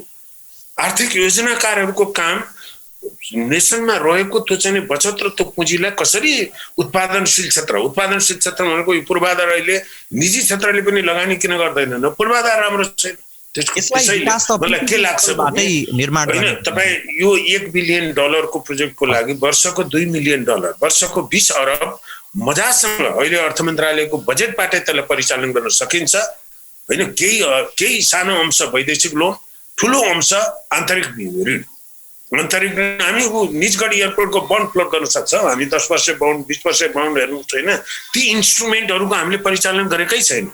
त्यसैले मैले के भन्न चाहे भने लगानी अहिले जसरी यसलाई चाहिँ सोचिएको छ, हेर्नुहोस् मैले अब यसैमा सुन्नुभयो होला, हामीले 2 वर्ष जति बितायौँ भने ज्युरिचले वैदेशिक लगानी आउँछ पीपीपीमा, निजी क्षेत्रको। मैले धेरै कार्यक्रममा, लगानी बोर्डका कार्यक्रममा, अर्थ मन्त्रालयका कार्यक्रममा के भन्नु भने यो भ्रमबाट हट्नुहोस्। निजगढ एयरपोर्ट अहिले हामी जसरी विकास गर्न खोज्दैछौँ यो निजी क्षेत्रको लगानीको लागि आकर्षक हुने प्रोजेक्ट होइन, किनभने निजी क्षेत्रको लगानीको लागि नाफामूलक हुनुपर्छ। हाइड्रो हुन्छ, हाइड्रोमा तपाईँले यति लगानी गर्नुभयो भने 5 वर्षमा सारा ब्याज तिर्न सकिन्छ, 20 वर्षसम्म यति डिभिडेन्ड आउँछ, मजासँग एक्सेल सिटमा हिसाब गरेर निकाल्न सक्नुहुन्छ। नाफामूलक हुन्छ हाइड्रो। त्यसै भएर निजी लगानी त्यहाँ गएका छन्। त्यस्तो यो अपरेसनमै पनि पहिलो केही वर्ष त ब्रेक इभनमा हुँदैन, अपरेसन कस्ट समेत नउठ्न सक्छ, लगानी त छोड्नुहोस्। अब यी कुराहरू हाम्रा नीति निर्माण अहिले पछिल्लोचोटि त मेरो एउटा निष्कर्ष के रहेको छ भने समग्र विकासको प्रक्रियामा हाम्रो इकोनोमिक्स अर्थशास्त्रीय साक्षरता यति कमजोर छ राज्यको तहमा। हामी सनातनी भन्दा यस्ता कुराहरूलाई कसरी चाहिँ हाम्रो लगानी परिचालन गर्ने भन्ने हाम्रा संयन्त्रहरू हैन, हाम्रा एक्सपर्टहरू, हाम्रो चाहिँ युनिभर्सिटीका चाहिँ रिसर्च धेरै पर छौँ।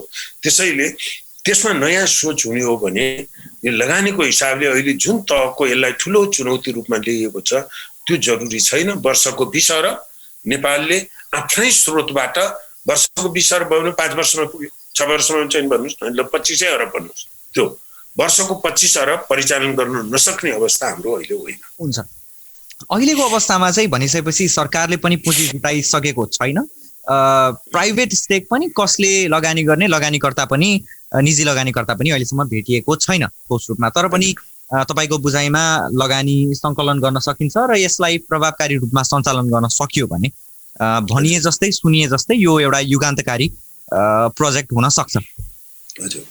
अब हामी यसबाट अगाडि बढेर सामाजिक तर्फ आउँ। धेरै घरधुरी छन्, 1400 लगभग घरधुरीलाई मुआवजा दिनुपर्ने, स्थानान्तरण गर्नुपर्ने भन्ने कुराहरू छ। जहिले पनि सामाजिक अवरोध चाहिँ जुनसुकै विकासका आयोजनाहरूमा त्यो झेल्दै आएको देखिन्छ हाम्रो समाजमा। यहाँ चाहिँ कसरी सम्भव छ जस्तो देख्नुहुन्छ तपाईँ? गाह्रो होइन 1400 घरधुरीलाई स्थानान्तरण गर्नु? इन्ट्रेस्टिङ के छ भने तपाईँको अब सरकारले त्यसको निर्णय गरिसकेका छ त्यही बनाउने भनेर अहिलेसम्मको अवस्थामा त्यसमा ढिलाइ गरिरहेको छ। र त्यहाँका घरधुरीले के भन्छन् भने चाँडै उठाइदेऊ हामीलाई, हामी रेडी छौँ, किनभने त्यहाँ ऐलानी जग्गा छ, कतिपय त्यहाँ लालपुर जति छैन, ऐलानी जग्गा छ। त्यहाँ त सरोकार, निजगढ सरोकारवाला स्थानीयहरूले यो आयोजना चाँडै बन्देऊ भनेर एउटा कार्यक्रम गरेका थिए काठमाडौँमा, मलाई पनि बोलाएको थिए स्पिकर, अचम्मको छ त्यो चाहिँ। त्यसैले जुन तपाईँले आशंका गर्नुभएको अरू आयोजनाहरूमा जुन सामाजिक पक्ष हुन्छ जग्गा अधिग्रहण र त्यसको रिलोकेसनको, त्योभन्दा ठिक्क यसमा उल्टो चाहिँ त के छ भने हामीलाई रिलोकेट गरिदेऊ। हजुर, जग्गाको जमिनको भाउ पनि बढ्ने थियो। त्यसकारण त्यहाँको स्थानीयहरूको एउटा सोच छ, मलाई अचम्म लागेको त। तर काठमाडौँका अभियानकारीहरूको चाहिँ तपाईँको प्रश्नले आशंका गरे जस्तो गरेर सामाजिक गर्नु पाइन्छ, यति चाहिँ घरधुरीलाई कान लाग्नु पाइन्छ, विकासले विनाश गर्ने हो, समाज हेर्नु पर्दैन भनेर अर्को समाजशास्त्रीय व्याख्या चाहिँ छुट्टै छ। हुन्छ, अब राजनीतितिर आउँ। विकासको चाहिँ एउटा अनौठो राजनीतिको एउटा प्रवृत्ति चाहिँ, एउटा राजनीति र विकास चाहिँ कसरी जोडिया छ नेपालमा? भर्खरै मात्र मेलम्ची आयो। मेलम्ची आयोजनाहरूमध्ये पनि अत्यन्तै राजनीतिकरण भएको, राजनीति घरको धारामा आइपुगेन। काठमाडौँ सिन्धुपाल्चोक माथि सुन्दरी जलसम्म मात्रै आइपुग्यो। आइपुग्दा बित्तिकै एउटा पार्टीका मान्छेले, आफ्नो पार्टीको नेताले फलानु सालमा सुरु गरेको त्यसैले यो हाम्रो पार्टीले ल्याएको भनेर राखे। एउटा पार्टीले नेकपाकै भनौँ एमाले हाम्रो प्रधानमन्त्रीको पालामा आयो त्यसैले यो प्रधानमन्त्रीले ल्याउनु भयो भनेर लेखे। माओवादी केन्द्रका साथीहरूले फेरि हाम्रो मन्त्री हुँदा यो आएको हो त्यसैले हामीले ल्याएको हो यो खानेपानी भनेर गरे। यसरी राजनीतिकरण हुने गरेको छ विकासका कामहरूमा र अवरोध पनि राजनीतिक यसको श्रेय लिनको लागि, क्रेडिट लिनको लागि चाहिँ यो अस्थिर सरकार हुँदाखेरि त्यसले थुप्रै बाधा अवरोध सिर्जना गरेको छ। लुकिङ फरवर्ड, अबको दिनमा अगाडि हेर्दाखेरि चाहिँ यो निर्माण त हामीलाई चाहिएको छ, बन्नुपर्ने छ। राजनीतिको कारणले गर्दाखेरि चाहिँ यसमा पनि त्यस किसिमको पुलब्याक हुने सम्भावना चाहिँ के देख्नुहुन्छ तपाईँ? त्यसलाई कसरी बुझ्नुहुन्छ? एकदम महत्त्वपूर्ण यो प्रश्न उठाउनु भयो। मलाई के लाग्छ भने यो राजनीतिका तीनवटा तहमा यो आयोजनाले मात्र होइन, समग्र हाम्रो भौतिक विकासको एउटा सोचमा राजनीतिको तीनवटा तहमा स्पष्टताको जरुरी छ। यस सनातनी शैलीले हाम्रो विकास कहीँ पनि पुग्दैन। पहिलो के हो भने राजनीति र विकासको सम्बन्ध के हो? राजनीतिको लागि मात्रै हो कि उहाँहरूको ठुला पार्टी, उहाँहरूले घोषणापत्र बनाउनुहुन्छ, जनतासँग जानुहुन्छ, सङ्गठन छ, त्यसको अभिप्राय चाहिँ सिंहदरबारमा पुगेर बालुवाटारमा बस्ने केही साथीहरूलाई मन्त्रीको पद बाँड्ने अनि आफ्ना अनुसारहरूलाई चाहिँ ठेक्कापट्टा नियुक्ति मिलाउने त्यहाँसम्म मात्रै हो कि राजनीतिको अन्तर्निहित लक्ष्य तपाईहरू जस्तो पुस्ता जुन अहिले विदेशमा हुनुहुन्छ, अध्ययन सकिसकेपछि अबको भविष्य त नेपालमा छ है। संसारको इकोनोमी नै एसियातिर जाँदैछ, नेपाल पनि एसियामा छ। हामी त भाग्यमानी पुस्ता छौँ। हामी त दुईटा सोच बन्ने किसिमले हाम्रा राजनीतिक नेतृत्वले राजनीतिको अभिन्न अङ्ग अझ न्युक्लियसमा विकासलाई राख्नु।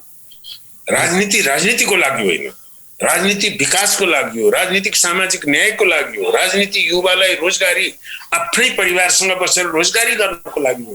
नयाँ बाँच्छ र नयाँ सोच राजनीतिको उच्च तहमा आउनु पर्यो र त्यसले भाषण गर्ने मात्र होइन, विकासलाई राजनीतिको केन्द्रमा राखिनु पर्यो। अहिलेसम्म रहेनछ। उहाँहरूले भन्नु मात्रै भन्नुभयो, पञ्चायतले पनि विकासको मूल फुटाउने भन्नुभयो। वीरेन्द्रकै पालामा हेरौँ भने म विकासको अध्येताको हिसाबले म हेऱ्यो भने उहाँले हार्वर्डमा पढ्नुभयो, अक्सफोर्डमा पढ्नुभयो, टोकियो युनिभर्सिटीमा जानुभयो, देश विदेश। राजा महेन्द्र उहाँको पिताजीले पाउनु भएको थिएन युनिभर्सिटी पनि जानु, तर राजा महेन्द्रमा त्यतिखेर भएका त्यो विकासको छटपट्टि र केही एउटा देखिन्छ। तर वीरेन्द्रमा आएपछि केही पनि छैन। भन्नुहोस् न, काठमाडौँमा नारायणहितमा बस्नुहुन्थ्यो तपाईँ, अमेरिका, लन्डन, टोकियो बसेको राजाले काठमाडौँका बाटा कत्रा चाहिन्छन् भन्ने थाहा थिएन त्यतिखेर त पञ्चायत निरङ्कुश थियो, जे गर्न पनि सक्नुहुन्थ्यो नि त। गरिदिए भए त अहिले हुन्थ्यो नि त, ठुल्ठुला पार्कहरू बनाउने। त्यसैले मैले भने के भने नेपालको राजनीतिमा को केन्द्रमा विकास कहिले पनि बसेको छैन, अहिलेसम्म पनि छैन। त्यसमा बसाउनु पर्यो। एक नम्बर एउटा प्रस्थान बिन्दु। दोस्रो प्रस्थान बिन्दु के भयो भने हाम्रा सांसद राजनीतिक नेताहरूको विकासप्रति उहाँहरूको ओठे भक्ति मात्रै भयो। त्यसको ज्ञान दृष्टिकोण के हो, त्यसका सैद्धान्तिक पक्षहरू के हुन् भन्नेहरूमा चासो, आवश्यक चासो देखिँदै छैन। धेरै सांसदहरूमा नाम नलिउँ, मूर्धन्य अहिले नयाँ पुस्ताका भनिएका एकदम आशा लाग्दा भनिएका केही सांसदहरूकै तपाईँले निजगढकै कुरा भन्नुभयो। मैले एउटा कार्यक्रममा सँगै हुँदाखेरि मैले कार्यक्रमबाट होइन, कार्यक्रम सकिएपछि पनि तपाईँले निजगढको बारेमा तपाईँले बनाएको धारणाको त्यसको चाहिँ आधारभूत राम्रो सूचना लिनुभएको छ। प्राविधिकहरूसँग तपाईँले त्यसको ब्रिफिङ लिनुभएको छ। के हो तपाईँको हैसियतको? अरू सांसदहरू सामान्य बोले अर्को हुन्थ्यो, तपाईँको हैसियतको, किनकि तपाईँलाई त समाजले आशा गरेर हेरेको व्यक्ति हुनुहुन्छ। यस्तो गैर तपाईँ अभियानकारी हो, वातावरणीय अभियन्ता हुने तपाईँलाई छुट छैन। यो चाहिँ मैले के भन्न खोजेको भने त्यो विकासको ज्ञान र आधारभूत कुराहरू हरेक व्यक्तिगत तहमा, अघि मैले राजनीति र विकास हुनुपर्छ भने सोचमा, स्ट्रक्चरमा, अब हरेक व्यक्ति पनि राजनीति गर्छु भन्ने हरेक व्यक्तिले विकासको आधारभूत ज्ञान र त्यो छटपट्टि पलाउनु पर्यो। त्यो नभइकन हुँदैन। हामी चाहिँ दोस्रो र तेस्रो चाहिँ के हो भने यस्ता आयोजनाहरू यस्तोको बारेमा जुन सरकारमा गइसकेपछि सरकारमा सत्ताधारी हुन्छ, प्रतिपक्ष हुन्छ, त्यहाँले महत्त्वपूर्ण कुरा उठाउनु। राजनीतिकहरूमा एउटा रियल पोलिटिकल अभ्यासमा चाहिँ के हुनु भएन भने विकासका आयोजनाहरूलाई अचानो बनाएर त्यसलाई चाहिँ राजनीतिक तुष्टिका लागि उपयोग गर्ने, चाहे त्यो शिलान्यास गरेर चाहिँ रिबन काट्ने कुरामा होस् अथवा अर्को सरकारले गर्न लागेको विकासका आयोजनामा बखेडा सिर्जना गर्ने, यी दुवै गैर जिम्मेवारी प्रवृत्ति हुन्। र त्यसमा एउटा राष्ट्रिय सहमति एउटा के हो भने अहिलेको सरकारले कुनै विकासको नयाँ आयोजना ल्यायो भने त अहिले भोलिपल्ट 2 हप्तामा कम्प्लिट हुने त होइन।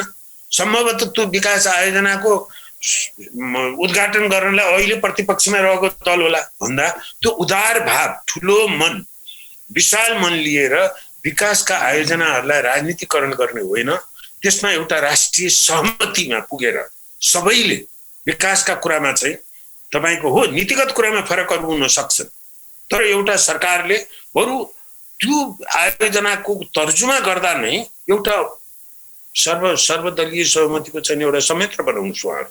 यस्ता निजगढ जस्तो, फास्ट्याग जस्तो रेलका कुराहरू होला, ती विवादमा आउँदाखेरि खालि मन्त्रालयको मन्त्रीले मात्र होइन, एउटा सबै संसदमा भएका सबै दलहरूको अनौपचारिक भन्नुहोस् न त्यसमा त्यो कुराहरू, अनि त्यसमा विज्ञका कुराहरू सुन्नुहोस्, त्यो एउटा बरु संयन्त्र बनाउनुहोस्। तर यो आयोजना, विकास आयोजनाहरूमा राजनीतिक तुष्टिको लागि खिचातानी गर्ने, त्यसमा स्कोर त्यसलाई बचाउने भन्छौँ नि हामी, त्यो गैर जिम्मेवारी काम हो। र यो तीनवटा तहमा हाम्रो राजनीति र विकासको बारेमा स्पष्टता हुनु जरुरी छ। सानो मन हुनेले त राजनीति नै किन गर्छन् भन्ने कुरा नि अचम्म लाग्छ। डाक्टर साहब, नेपाललाई अर्को नयाँ अन्तर्राष्ट्रिय विमानस्थलको आवश्यकता छ। अहिले यसको अनुभूति नभए तापनि वा अन्तर्राष्ट्रिय विमानस्थल यो निजगढ बनेन छ, यसमा अवरोध भएछ भने पनि यसको आवश्यकताको आभास त समयसँगै निकट भविष्यमा हामीलाई होला नै। खैर, यसमा अहिले जुन किसिमको विरोधहरू उठिरहेका छन् त्यो उठ्नुलाई स्वाभाविक मान्न सकिन्छ, किनभने हामी डेमोक्रेसीमा छौँ। पक्ष र विपक्षमा जुनैसुकै विषयमा पनि हामीले बहसहरू, टिप्पणीहरू अपेक्षा गर्न सक्छौँ। र अर्को कुरा भनेको हामीसँग अहिले सूचनाको पहुँच चाहिँ अलिकति सहज छ। हामीलाई जुन विषयमा जुन समयमा जे सूचना चाहिन्छ त्यो हामी सजिलै खोज्न सक्छौँ, माग्न सक्छौँ। तर ती फ्लोट हुने, सामाजिक सञ्जालमा भेटिने वा विभिन्न सञ्चार माध्यमका स्रोतहरूमा आउने सूचनामध्ये कुन चाहिँ सही हुन्, कति गलत हुन्, के आधिकारिक हो र के आधिकारिक होइन भन्ने कुराको चाहिँ त्यो डिफ्रेन्सिएट गर्ने र फ्लोट हुने यो र्युमर्सहरूलाई, मिसइन्फर्मेसनलाई चाहिँ चिर्ने वा त्यसलाई सम्बोधन गर्ने काम चाहिँ, यो जिम्मेवारी चाहिँ कसले लिनुपर्ने हो? यो चाहिँ तपाईँले महत्त्वपूर्ण प्रश्न, यसमा दुईवटा मैले उत्तर दिन चाहेँ। पहिला, यो जुन आयोजनाहरूको विरोध, दबाव अथवा डेमोक्रेसीमा अल्टरनेटिभ भ्यू पोइन्ट छ, यो एकदमै स्वागतको कुरा छ। यसलाई हामी प्रश्रय दिनुपर्छ। आयोजना हुने बित्तिकै, विरोध गर्ने बित्तिकै त्यसलाई विकास विरोधीको ट्याग लगाउने, छलफलै गर्न पाइँदैन भन्ने त्यो राम्रो प्रवृत्ति होइन। यसलाई हामी स्वागत गर्नुपर्छ, यसलाई प्रश्रय दिनुपर्छ म जे भन्छु। र खास गरी तपाईँहरूको पुस्ताको यो निजगढको बारेमा पनि युवा पुस्ताहरू एकदमै भकल भएर आउनु भएको छ, कति सडकै प्रदर्शन पनि गर्नुभएको छ। म यसलाई सकारात्मक भन्छु। कमसेकम तपाईँहरूको पुस्ताले यस्ता राष्ट्रिय महत्त्वको कुरामा चासो त दिनुभयो नि। त्यो कुरामा विषय बुझ्न मलाई अब तपाईँहरूको पुस्तामा यो निजगढको विकासको गर्न, संवाद गर्न सजिलो के हुन्छ भन्ने, जो युवाहरू निजगढ चाहिँदैन भनेर सडकमा गएकोले त मैले भनेको कुरा त सुन्नुहुन्छ त संवाद गर्न इन्डिफरेन्ट हुने, बेवास्तै हुने, के बिन्दास भएर नहुने भन्दा त राम्रो कुरा हो। र प्रेसर पनि किन चाहिन्छ भने हाम्रो जस्तो संयन्त्र भएको सरकारलाई सधैँ खबरदारी गर्नुपर्छ। सरकारले सबै राम्रो गर्छ भन्ने होइन, हाम्रोमा त राम्रो भन्दा नराम्रो झन् धेरै गरेको हुन्छ। त्यसैले मैले अघि कार्यक्रमको सुरुमा पनि भने सरकारको कार्यशैलीको, विकासको कार्यशैलीप्रति शिकायत गर्नु र यो आयोजनाको विरोध गर्नु फरक कुरा हो। यो दुईवटा कुराहरू हामीले छुट्याउनुपर्छ त्यसलाई चाहिँ। र तपाईँले जुन अब अर्को कुन सूचना आधिकारिकलाई लिने भन्ने महत्त्वपूर्ण कुरा उठाउनु, मेरो अहिलेको यो निजगढ एयरपोर्टको बारेमा जुन किसिमको अहिले विरोधको शैली र अभियान चलिरहेको छ, यो राष्ट्रिय हितको लागि दुर्भाग्यपूर्ण कुरा हो र यो गैर जिम्मेवारी छ, अत्यन्तै गैर जिम्मेवारी छ। हामी के गरिरहेछौँ हेर्नुहोस्, अहिले ग्लोबल कम्युनिटीमै वातावरणको कुरा, वातावरण विनाश गर्ने भन्ने कुरा त्यो धेरै गम्भीर विषय हो। हामीले आँकडा जो कुरा गऱ्यौँ, हामी कहाँ उभिएका छौँ, एउटा विश्व समुदायको रूपमा वातावरणप्रतिको हामीले कति जिम्मा निर्वाह गरेका छौँ भने त हामीले सक्ने भन्दा ठुलो निर्वाह गरेका छौँ, त्यही आँकडाले बोल्छ नि, होइन र? तर हाम्रा यहाँका केही बुद्धिजीवी मिडियाको एउटा सेक्सन, तपाईँहरू जस्तो युथहरूले नै हामीले के भनिरहेछौँ भने यति विद्रूप चाहिने तपाईँको तस्बिर हामी बनाइरहेको छौँ कि नेपालमा एउटा अन्तर्राष्ट्रिय एयरपोर्ट बनाएर वन्यजन्तु, तपाईँ चाहिँ के भन्छ, बायोडाइभर्सिटी र चाहिँ कार्बन उत्सर्जनको बर्बाद, संसारमा कहीँ चाहिँ ग्लोबल एन्भाइरोमेन्टको डिजास्टर कहीँ सुरु हुँदैछ भने नेपालले गर्दैछ है यो भनेर हामी त्यो चाहिने ब्रान्ड निजगढको त बनाइदिनेछौँ। अब त्यसले गर्नेछ भने हेर्नुहोस्, केही दिन मैले सामाजिक सञ्जालमा हेरेँ, अभियानकर्ता साथीहरूले विश्व ब्याङ्क, एडिबी, युएनलाई लभिङ गर्दै हुनुहुन्छ उहाँहरू। र त्यसले अघि मैले तपाईँलाई भने यो एयरपोर्ट सरकारले बनाउनु भएछ भने अन्तर्राष्ट्रिय दाताबाट केही तहको हाम्रो वैदेशिक ऋणको आवश्यक पर्न सक्छ। तर यो अभियानले गर्दाखेरि ती दाताहरू पनि पहिले आर्जिक्सन हेर्नुहोस्, यसमा फस्दैन वर्ल्ड ब्याङ्क। यति चर्चामा आइसक्यो न भन्छ के हामीले विकासको नाकाबन्दी गर्न खोजेका हौँ? हाम्रो यो अभियानको अभिवृद्धि कसैले पनि त्यहाँ पैसा नहाल भनेर विकासको नाकाबन्दी गर्न खोजेका हौँ र द्याट इज अत्यन्तै दुर्भाग्यपूर्ण, गैर जिम्मेवारी र मैले भने केही तहसम्म त कुत्सित मनसायबाट ड्रिभन छ। अब यो नौबत किन आयो त? मैले महत्त्वपूर्ण उत्तर यहाँ दिँदैछु। यो नौबत किन आयो भने यसको दोष म ती अभियानकर्ताहरूलाई दिनु, त्यो पाइन्छ बोल, यसको दोष म सरकारलाई दिन्छु। यो 1980 देखि भनेको कति भयो? 40 वर्ष भयो। हजुर, 40 वर्ष योजनामा लिस्टिङ भइसकेको आयोजनालाई अहिले आएर पछिल्लो स्टेजमा अब झन्डै आयोजना सुरु गर्ने बेलामा किन समाज तात्तियो भन्दा राज्यको सूचना प्रवाहको संयन्त्र राज्यको काम होइन, त्यसको अपनत्व, त्यसको कुरा बुझेर, त्यो त सचिव र डिजीले मात्र होइन। मैले केही चरण यो सूचना लिने क्रममै होइन, केही हप्ता अगाडि मलाई मन्त्रीजीले केही विज्ञहरूको सहित छलफलको लागि बोलाउनु भयो।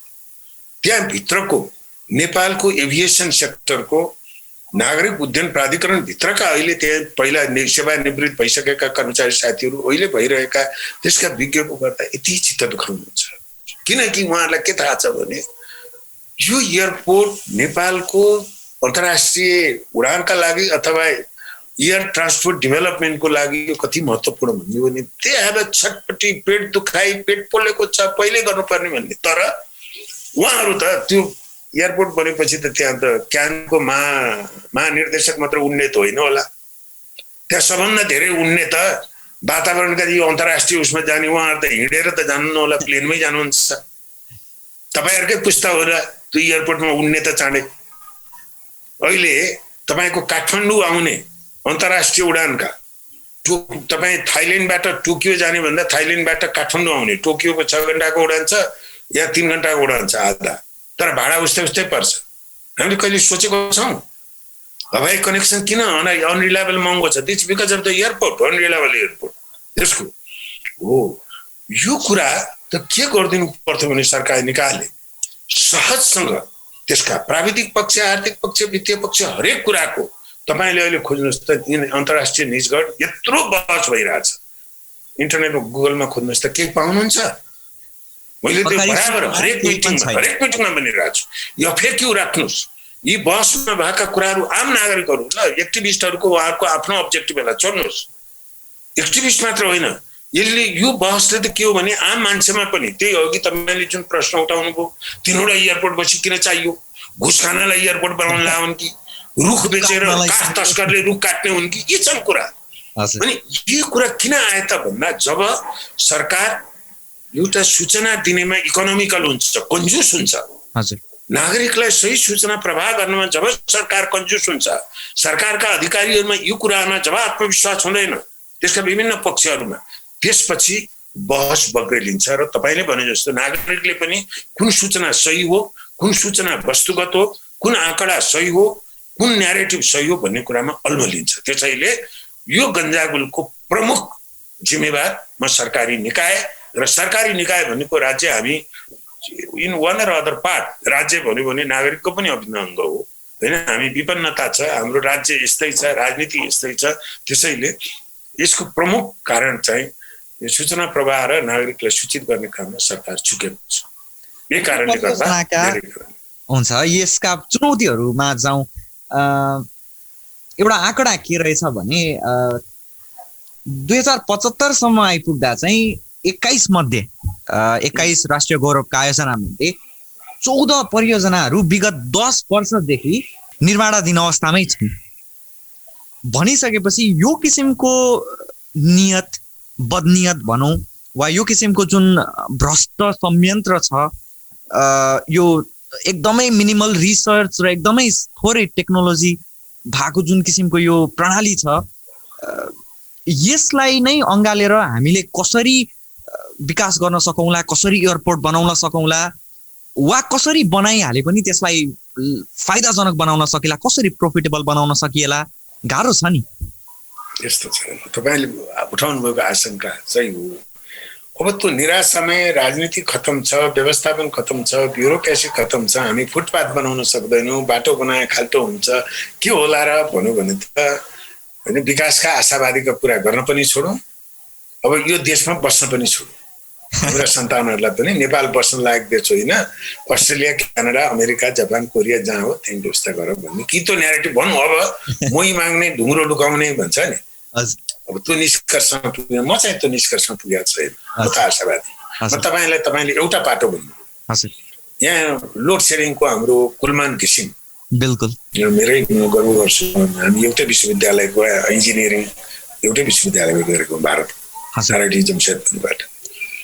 उहाँले को क्षमता त व्यवस्थापक मात्रै हो नि, सिम्पल होइन। अब अहिले फेरि मिडियामा आए जस्तो मैले कुलमानजीलाई देवत्व गर्न खोजेको होइन, मेरो जुनियर हुनुहुन्छ युनिभर्सिटीमा, मैले उहाँलाई देवत्व गरेका होइन। मैले उहाँसँग यही उहाँ सेवानिवृत्त भएपछि पनि मेरो आफ्नै जानकारीले यो बुद्धि त गर्नु, यो तपाईँको स्टोरी के हो भन्नु त कुलमानजी। र मलाई पहिला पनि लागेको थियो, उहाँको अखबारमै आएको हेर्दाखेरि पनि त्यहाँ त्यो अवस्थामा लोड सेडिङ मुक्त गर्ने भनेको थोरै एउटा निष्ठा, एउटा लगन र केही प्राविधिक व्यवस्थापकीय क्षमता नभइकन त्यो सहज थिएन सामान्यहरू पनि। र मेरो हाइपोथेसिस उहाँले प्रुभ गरिदिनु, yes he did very smartly, Hee used his technical knowledge, Hee used his management expertise, उहाँको आत्मविश्वास, रिस्क पनि लिनुभयो केही हदसम्म होइन। पोलिटिकलहरूको कतिपय राजनीतिक कार्यकर्तालाई हकार्नु भएको छ उहाँले होइन। द्याट्स माइ मैले के भन्नु खोजेको भने हेर्नुहोस्, हाम्रा बदमासहरू त्यति बलिया छैन। यहाँका विसङ्गतिहरू समाजमा सरकारको पक्षबाट विसङ्गति छ, हरेकमा छ। सरकारका राजनीतिमा विसङ्गति छ, राजनीतिभन्दा कम विसङ्गति हाम्रो मेरो वर्ग बौद्धिक वर्ग भनिदिनुहुन्छ यहाँ मान्छेहरूले। हामी कम बेइमान छैनौँ बौद्धिक वर्ग। हेर्नुहोस् हाम्रो व्यवहारहरू हेर्नुहोस्, पब्लिक इन्टेलेक्चुअलको व्यवहार हामीले गरेका छौँ। इन्टेलेक्चुअलहरूले अभियानकर्ता नै हेर्नुहोस्, ठिक छ, अभियानको आफ्नै रोल हुन्छ। कतै अभियानकर्ताहरू बगिनु भएको छैन भनेर आत्मसमीक्षा गर्नु पर्दैन त्यो कुरा। त्यसैले यी समस्याहरू हरेक उसमा छन्। तर सँगसँगै मैले के भन्न खोजेको भने यी समस्याहरू त्यस्ता जटिल र यहाँको जुन बेइमान प्रवृत्ति हो त्यो बेइमान प्रवृत्ति त्यति बलियो छैन। त्यसैले त्यहाँ प्राधिकरणभित्र त्यहाँ बेइमान प्रवृत्ति थियो नि त, कुलमानजीले परास्त गर्नु एकजनाले। त्यस्तै गरी तपाईँ आयोजनाकै कुरा गर्नुहुन्छ भने तपाईँ भेरी बबई डाइभर्सन प्रोजेक्ट भन्ने सुन्नुभयो होला। हजुर, मेरो इन्जिनियर मित्र हुनुहुन्छ अहिले खानेपानीको सचिव माधव बेलवासे र सायद शिवकुमार बस्नेत पनि, 3-4 जनाको टिम थियो। मैले यो नेपालीहरूले आफूले त्यो भन्दैछ भनेपछि मैले उहाँसँग चाहिँ यो कुरा बुझौँ भनेको। मैले 2-2.5 घन्टा मैले उहाँसँग मिटिङ गरेँ र मैले के पाएँ भने उहाँ त्यतिखेर सिनियर अफिसर हुनुहुन्थ्यो, सहसचिव हुनुहुन्थ्यो माधव बेलवासी। उहाँको त्यो आसक्ति, प्यासन, कसरी डिजाइन गरौँ के थियो, टिबिएम मसिनबाट खन्ने जोकिङ के थियो भन्ने। र अचम्म मलाई के लाग्यो भने सरकारी निकायभित्रको 3-4 जना इन्जिनियर त्यो अन्तर्राष्ट्रिय कन्सल्टेन्टले गर्ने काम उहाँले गरिरहनु भएको छ। मैले इन्डिपेन्डेन्टली भेरिफाई गरेँ। त्यो प्यासन किताब पढेर यो गरेर उसलाई बोलाएर एक्सपर्ट जर्मन बोलाएर चाइनिज एक्सपर्ट बोलाएर कन्सल्टेन्ट बोलाएर होइन। मेजर हेर्नुहोस्, ती स्टोरी त आएकै छैन। That is the good story. समयभन्दा पहिले टिबिएम मसिनले टनेल त खनियो। एउटा टनेल मेलान्चीको टनेलको कहानी छ, अर्को टनेल त उसको भेरी बबैको छ नि, टनेल सिद्धिसक्यो, अरू काम भएको छैन, त्यसले ढिलो भएको छ। मैले तपाईँलाई यो 2टा एक्जाम्पल कुलमानजीको र त्यसबाट के भन्न खोजेको भने होइन, यहाँ हेर्नुहोस् न, गएको वर्ष सायद ठिक्क यो कोभिडभन्दा अगाडि एउटा प्यानलमा म जुरीमा थिएँ, इन्फ्रास्ट्रक्चर प्रोजेक्टहरूलाई अवार्ड गर्ने जुरीमा। मैले पहिला गरेँ आयोजना, अरे इन्फ्रास्ट्रक्चर प्रोजेक्टको अवार्ड गर्ने पाइन्छ प्रोजेक्ट भने मैले। तर त्यसमा यहाँ त समयभन्दा पहिले कम्प्लिट भएका पुलहरू पनि रहेछन्। एकजना नेपाली इन्जिनियरले एकजनाले डिजाइन गरेको पुल चाहिँ अहिलेको मौलिनको पुल नयाँ बनेको। समयभन्दा पुल एकदम अन्तर्राष्ट्रिय स्तरका गर्ने निर्माण व्यवसायी पनि रहेछन् बजेटमै, र समयभन्दा पहिले गएका एकदम राम्रा गुणस्तरीयका बाटा पनि बनेका रहेछन् नेपाली निर्माण व्यवसायीबाटै हो। त्यो क्षमता, त्यो अनुभव हाम्रो छ। तर अहिले कस्तो भइदियो भने हामी निराशा यति भयो कि तपाईँको प्रश्नको अन्तर्यमा जुन निराशा छ त्यो मात्रै रियल स्टोरी होइन। तपाईहरुको पुस्ता आउनुस्, आत्मविश्वास बनाउनुस्। यो देश हामीले नै बनाउँछौँ। कुनै पनि देश बाहिरकोले गएर सकारात्मक हो, खराब प्रवृत्तिको विरोध गरौँ र यस्ता पब्लिक डिस्कोर्सेसहरू वस्तुगत आधारमा, धरातलमा, ज्ञानको आधारमा, सैद्धान्तिक ज्ञानको आधारमा, अनुभवको आधारमा, वस्तुगत फ्याक्ट र उसको आधारमा, न कि तपाईँ मिसलिडिङ इन्फर्मेसन बहकावमा एउटा चाहिँ अर्काइको एजेन्डा बोकेर गरिने अभियानमा, त्यसमा गयौँ भने त हामी कहीँ पनि पुग्दैनौँ। त्यसैले मेरो यो तपाईँको प्रश्नकोमा त्यो आशंकालाई चिर्ने मेरो उत्तर के हो भने आशावादी हौँ। किन आशावादी हुनु भने यो बदमास प्रवृत्ति त्यति बलियो छैन। बदमास प्रवृत्ति बलियो भयो भने गाह्रो हुन्छ। नेपालमा बदमास प्रवृत्ति बग्रेलती छ जहाँ पनि, तर मेरो रिफ्लेक्सनहरू के भन्यो कमजोर छ। त्यसैले यसलाई चिर्न सकिन्छ। सकारात्मक सोच र एउटा एक किसिमको क्षमता, व्यावसायिक क्षमता, व्यावसायिक निष्ठा, समाज र राष्ट्रप्रतिको दायित्व, प्रतिबद्धता, ती कुराहरू लिएर कुनै समूह, यो हाम्रो पुस्ता त हामी समस्यामै हुर्क्यौँ, हामी समस्या सिर्जना गरौँ र यी यस्तै गफ गर्नेमा मात्र अहिले छ।